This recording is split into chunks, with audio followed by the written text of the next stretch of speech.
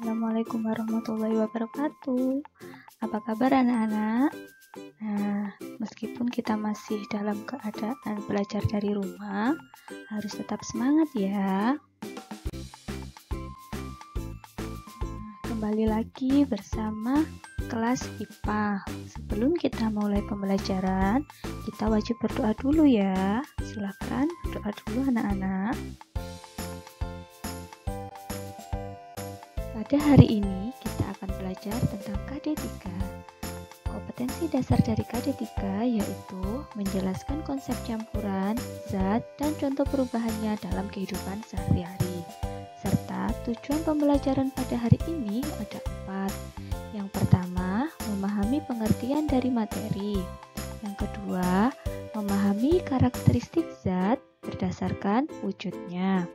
Yang ketiga, memahami perubahan wujud zat dan perubahannya dalam kehidupan sehari-hari. Serta yang keempat, memahami unsur, senyawa, dan campuran. Pada KD3 ini yaitu tentang klasifikasi materi. Klasifikasi materi terdiri dari 2 kata, yaitu klasifikasi dan materi. Nah, untuk kalian mengetahui apa yang dimaksud dengan klasifikasi, Bu Faiza sudah siapkan 2 buah gambar. Untuk gambar yang pertama, coba dilihat apakah kalian bisa memilih barang yang kalian butuhkan jika keadaan seperti gambar di atas? Tentu kesulitan. Nah, sedangkan gambar yang kedua, bagaimana jika kalian memilih barang yang kalian butuhkan? Tentu lebih mudah. Sehingga yang dimaksud dengan klasifikasi yaitu pengelompokan. Setelah kita mengetahui apa yang dimaksud dengan klasifikasi, sekarang saatnya kita belajar tentang materi. Nah, alam semesta terdiri atas planet-planet, contohnya bumi. Di bumi terdapat gunung serta lautan. Apabila di sekelilingmu, coba dilihat, ada apa saja ya? Pasti ada meja, ada kursi, ada air, ada udara, serta ada asap rokok. Nah, segala sesuatu yang ada di bumi itu tersusun atas materi. Sehingga yang dimaksud dengan materi adalah segala sesuatu yang memiliki massa serta menempati sebuah ruang. Setelah kita mengetahui apa yang dimaksud dengan klasifikasi dan apa yang dimaksud dengan materi, berdasarkan komposisinya, materi yang ada di alam dapat diklasifikasikan menjadi zat tunggal dan campuran. Zat tunggal dapat dibedakan menjadi 2. Yang pertama ada unsur dan yang kedua ada senyawa. Sedangkan campuran dapat dibedakan menjadi 2, yaitu homogen atau biasa disebut larutan dan yang kedua heterogen. Untuk campuran heterogen dibagi lagi menjadi 2, yaitu suspensi dan koloni. Pada klasifikasi materi, cara untuk mengelompokkan benda berdasarkan sifatnya ada 4. Yang pertama, mengamati karakteristik dari benda itu. Yang kedua, mencatat persamaan dan perbedaan tiap-tiap dari benda. Yang ketiga, memasukkan benda yang mempunyai persamaan sifat. Dan yang terakhir, memberi nama yang sesuai pada tiap kelompok.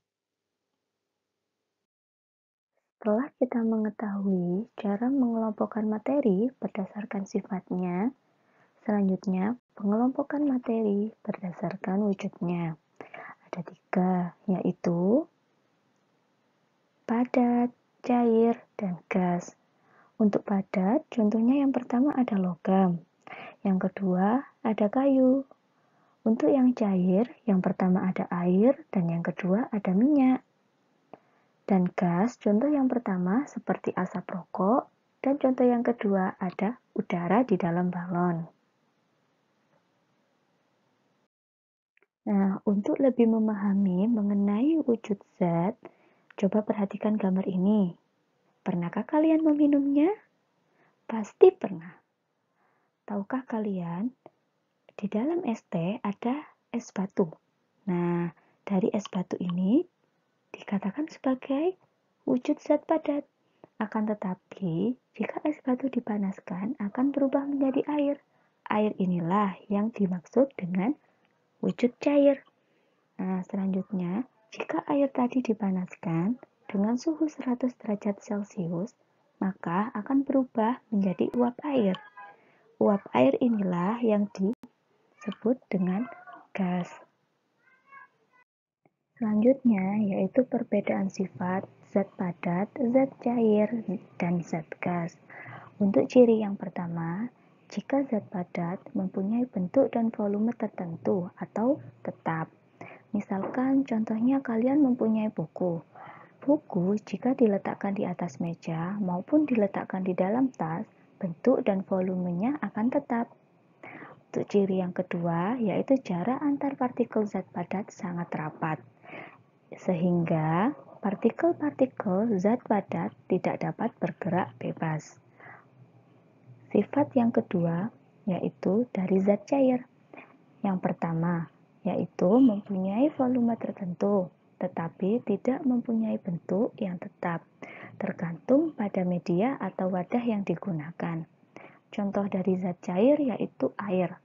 Misalkan kalian meletakkan air ke dalam botol, maka bentuk air tersebut akan sama seperti botol. Jika kalian menuangkan air tersebut ke dalam mangkok, maka bentuk air tersebut akan sama seperti mangkok. Untuk ciri yang kedua, yaitu jarak antar partikel zat cair lebih renggang daripada zat padat, sehingga partikel-partikel zat cair dapat bergerak bebas namun terbatas. Dan yang ketiga yaitu sifat zat gas. Untuk yang pertama, zat gas tidak mempunyai volume dan bentuk yang tertentu atau tetap, sehingga jarak antar partikel gas sangat renggang. Itulah yang menyebabkan partikel-partikel gas dapat bergerak sangat bebas. Setelah kalian mengetahui mengenai perbedaan antara sifat zat, selanjutnya kita mengetahui tentang perubahan wujud zat. Suatu zat dapat mengalami perubahan wujud dari wujud ke wujud yang lain karena adanya pengaruh suhu di lingkungan. Yang pertama, perubahan dari padat ke cair dinamakan mencair. Kemudian, dari cair ke padat atau kebalikannya yang tadi dinamakan membeku. Nah, dari cair ke gas dinamakan menguap. Dari gas ke cair dinamakan mengembun. Nah, selanjutnya dari gas menuju padat dinamakan mengkristal. Sedangkan dari padat ke gas dinamakan menyublim. Nah, di sini ada anak panah yang berwarna merah dan yang berwarna kuning. Anak panah yang berwarna merah ini menunjukkan bahwa perubahan wujud tersebut memerlukan kalor.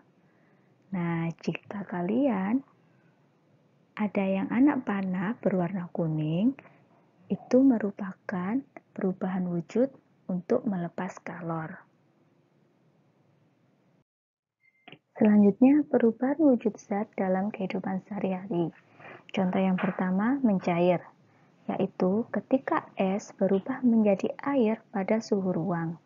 Yang kedua, yaitu membeku. Ketika air dimasukkan ke dalam freezer, air tersebut akan berubah menjadi es. Yang ketiga, yaitu menguap. Ada dua contoh dari menguap. Yang pertama, air yang direbus lama-kelamaan akan habis. Dan yang kedua, bensin yang dibiarkan di tempat terbuka lama-kelamaan juga akan habis. Yang keempat, ada mengembun. Mengembun contoh yang pertama yaitu es yang diletakkan di dalam gelas sehingga bagian luar gelas akan basah.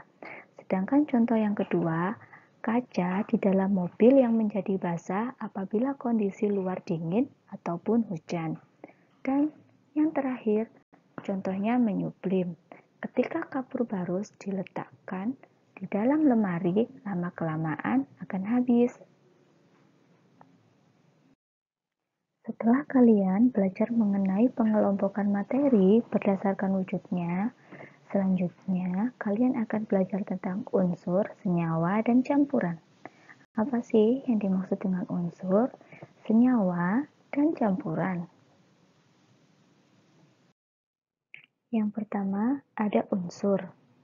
Unsur merupakan zat tunggal yang tidak dapat diuraikan lagi menjadi zat yang lebih sederhana dengan proses kimia biasa. Cara pemberian lambang unsur menurut Berzelius ada 3. Yang pertama yaitu menggunakan huruf kapital. Contohnya nitrogen menjadi N. Yang kedua menggunakan 2 huruf. Huruf yang pertama harus ditulis dengan huruf kapital, huruf yang kedua ditulis dengan huruf kecil. Contohnya yaitu natrium dengan lambang N besar dan A kecil. Yang ketiga menggunakan 3 huruf. Untuk huruf yang pertama ditulis dengan huruf kapital, sedangkan huruf yang kedua dan ketiga ditulis dengan huruf kecil. Contohnya yaitu ununtrium. Lambangnya yaitu U besar, U kecil, dan N kecil. Contoh lainnya ada emas, yaitu lambang unsurnya adalah AU. Untuk aluminium, lambang unsurnya adalah Al. Untuk tembaga, lambang unsurnya ada Cu. Dan yang terakhir, untuk belerang, lambang unsurnya adalah S. Ada senyawa. Senyawa merupakan materi yang tersusun atas 2 atau lebih unsur yang berbeda melalui reaksi kimia. Contoh yang pertama ada gula. Gula, rumus kimianya yaitu C12, H22, dan O11. Untuk yang kedua yaitu air, rumus kimianya adalah H2O. Dan yang terakhir ada garam dapur. Rumus kimianya adalah NaCl. Nah, yang dimaksud dengan senyawa yaitu gula terbentuk atas unsur penyusun karbon, hidrogen, dan oksigen. Untuk air, unsur penyusunnya yaitu hidrogen dan oksigen. Sedangkan garam dapur, unsur penyusunnya yaitu natrium dan klorin. Setelah kalian belajar mengenai unsur dan senyawa, selanjutnya saya mau tanya dulu, pernahkah kalian pergi ke laut atau melihat para nelayan sedang mencari ikan di laut? Nah, pasti pernah.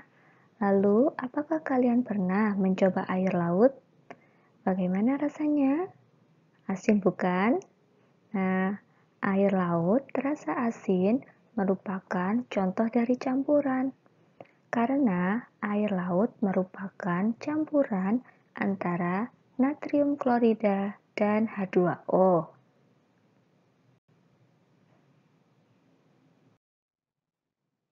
Selanjutnya, apa sih yang dimaksud dengan campuran? Nah, campuran adalah suatu materi yang terdiri atas 2 zat atau lebih yang masih mempunyai sifat zat asalnya. Ciri-ciri dari campuran ada 4, yaitu tersusun atas 2 atau lebih zat. Yang kedua, memiliki sifat seperti zat asalnya. Yang ketiga, tidak memiliki komposisi yang tetap.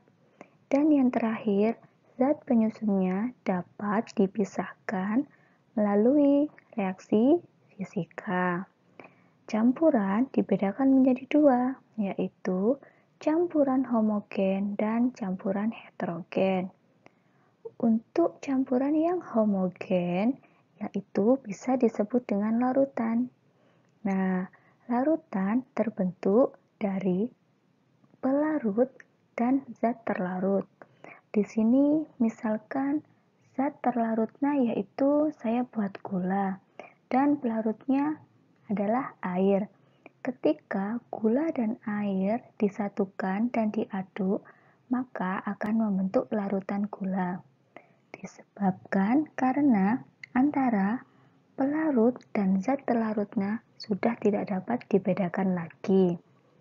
Sedangkan jika campuran heterogen, yaitu campuran yang terjadi karena zat-zat penyusunnya tidak bercampur secara sempurna, sehingga masih dikenali atau terlihat zat penyusunnya. Sebagai contoh adalah minyak dan air.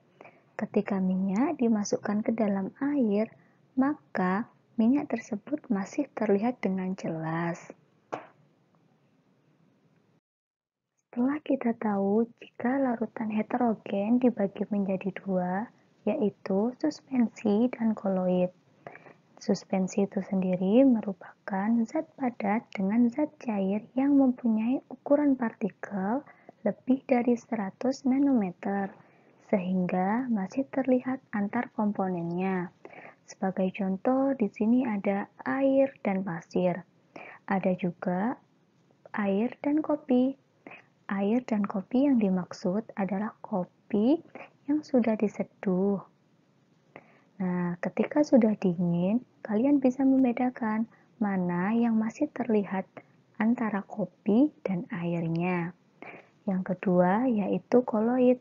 Koloid merupakan campuran zat yang tersebar merata dalam partikel-partikel koloid itu. Nah, sebagai contoh adalah susu. Pasti pernah minum susu semuanya ya. Nah, susu merupakan campuran dari heterogen yang koloid karena antar partikel dari susu sudah tercampur secara merata. Selain susu, ada lagi contohnya yaitu santan. Nah, pembelajaran hari ini telah selesai anak-anak. Semoga apa yang kita pelajari hari ini dapat bermanfaat untuk semuanya ya. Jangan lupa untuk selalu menjaga kesehatan dan menerapkan 3M, yaitu selalu rajin cuci tangan. Yang kedua, jangan lupa untuk selalu menggunakan masker ketika kalian bepergian. Dan yang terakhir, jangan lupa untuk selalu menjaga jarak, paling tidak 1 meter ya. Nah, Bu Faiza ucapkan terima kasih ya. Apabila ada yang ingin ditanyakan, boleh menghubungi ke Microsoft Teams, WA, atau Twitter Bu Faiza. Semoga kalian sehat selalu supaya kita dapat bertemu lagi di pembelajaran selanjutnya. Bu Faiza akhiri, wassalamualaikum warahmatullahi wabarakatuh.